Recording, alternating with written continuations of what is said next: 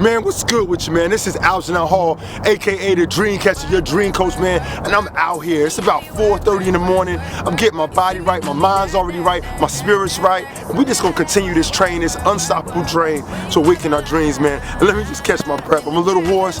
We had some assemblies last week, it was powerful, and I'm still recovering, so please just bear with my voice, man. And last week we started a series called the Powerful You series, and it truly was powerful. We talked about affirming our power. And if you haven't seen the episode, I encourage you to go back, but we talked about oxygen. We made the analogy between oxygen and carbon monoxide, and how oxygen is odorless, it's colorless, but it's something necessary, it's vital for us to live. And what that is our thoughts, what we put into our hearts, what we put into our minds, our confidence, what we say about ourselves, and really speaking life into ourselves until it becomes rooted in our heart, and then it permeates outwards. And then we talked about carbon monoxide, that stinking thinking that's also colorless and odorless, that we feed ourselves, our doubt, our fears, and how we need to push it out. And this week I want to talk to you about something called work. That's right, work, baby. And people fail to understand about there's a process to be successful. People don't understand that there's a process of where we got to go to A to Z to be successful. And that's called work. We got to do our work. We got to do our due diligence. We got to put in hours. And that's going to be the topic today. And so the first thing I wanted to talk about is just developing ridiculous work ethic. Developing ridiculous work ethic.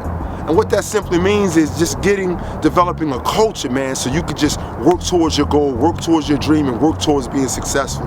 And as I began to look at this topic, I started to think about an interview. And I watched a lot of YouTube videos,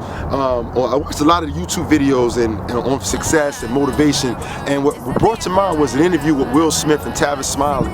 And Will was talking about particular conversation that he was having with some of his friends, and in that conversation he was talking about the difference between him and everybody else. And what he simply said is this one thing: like, he may not be the smartest, he may not be the best looking, he may not be the most talented, but the bottom line is he's not afraid to die on a treadmill. What does that mean? He said that if two people got on the treadmill, him and another person, and they're competing for something, a particular part or whatever it is, either two things is gonna happen. Either number one, that other person's gonna get off, or he's gonna die on that treadmill. So the bottom line is he's not giving up. He's gonna work until he reaches his goal, his desire. And I thought that was powerful. And people don't understand, like, some people were born with silver spoons in their mouth. Some people had an inheritance of money, and that's what brought them into success. But most people, most successful people, they weren't gifted. They just worked hard and they succeeded on purpose. So developing a ridiculous work ethic, that's something that you do on purpose. That's something that you have to do. I was recalling a thought that I had when I showed up, and I remember when I showed up at Alabama State University in 1991, I had to declare a major. And all majors, those that have went to school or have obtained some type of certification, there's requirements that you have to obtain so you can get that status or that degree or that certification.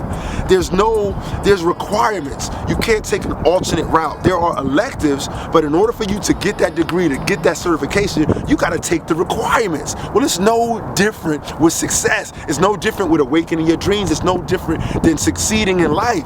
There's requirements, things that you have to put in, and that's ridiculous work ethic. It's a requirement. People want success now. People want microwavable success, what I call it. And it's funny because when people are starving, they take shortcuts. When we're hungry, think about it. When you're hungry, you're starving, you've been ripping and running all day. You need something now, so you see that McDonald's, you see that Burger King, you see that Wendy's, whatever that fast food, you see that Checkers, right? You want it now, but is that good for you? You're taking shortcuts. But when people are hungry, people think about, oh, I'm hungry.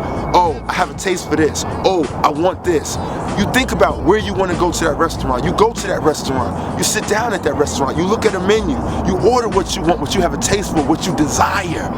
Then you order. You place that order. You send it in the back. And then what happens is the cook, the chef, what they do is they prepare it. They season it. They put everything, all the good ingredients in it. They go through a process to make that thing taste good, to make it taste like what it looks like. Then what happens is they put it in the oven and they allow those ingredients, those seasonings to all come together so it can be a masterpiece. That's hungry. So don't be starving for success. Just be hungry for it. Be hungry for it and develop that culture of ridiculous work ethic. Number two, man. Number two is log in your hours.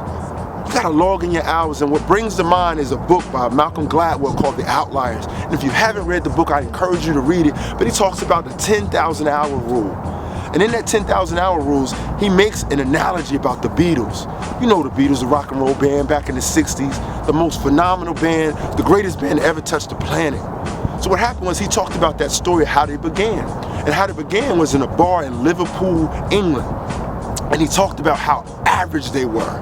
How average. Remember what I said? Most successful people are not gifted. They just work hard and succeed on purpose. Well, that was the Beatles. The Beatles was an average band, but what made them great, what made them extraordinary, what made them phenomenal was they were playing in this bar 8 hours a day, 7 days a week.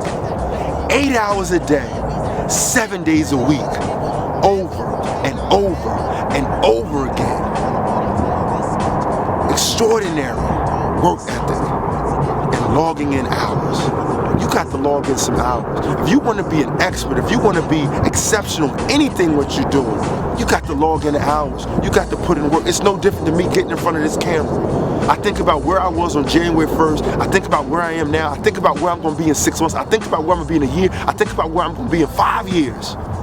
There's a process that you have to go through. You can't microwave your success. You got to go through the process. So you got to log in your hours. I don't know what that means. I don't know if, you know, just like if you wanna go to law school, there's certain requirements. You got to log in hours. You got to study. If you're trying to lose weight, you got to log in hours. You got to run. You got to run a marathon runner. You got to prepare. You got to log in hours. You got to put in work. If you're in a relationship and you want any relationship to work, you got to put in the work. You got to log in hours. Work, baby. Work. So that's our takeaway today. That's part 2. Work. Let's make it happen. We got dreams, we got stuff. Yeah, you got all that. But how you gonna get it out? Work. So man, the takeaways is this, man. Develop ridiculous work ethic. I mean, sickening work ethic. And number 2, what you gotta do is log in your hours. Don't try to rush it. Log in your hours for success and watch what happens. Man, this is Algernon Hall. Man, thank you so much for tuning in for this episode 13. Man, it was real for me. I hope it was real for you. Man, let's come back next week for part 3, man, so we can continue this train, this unstoppable train to pursue our dreams. Man, let's change the world. Man, let me go get this workout. I'm out.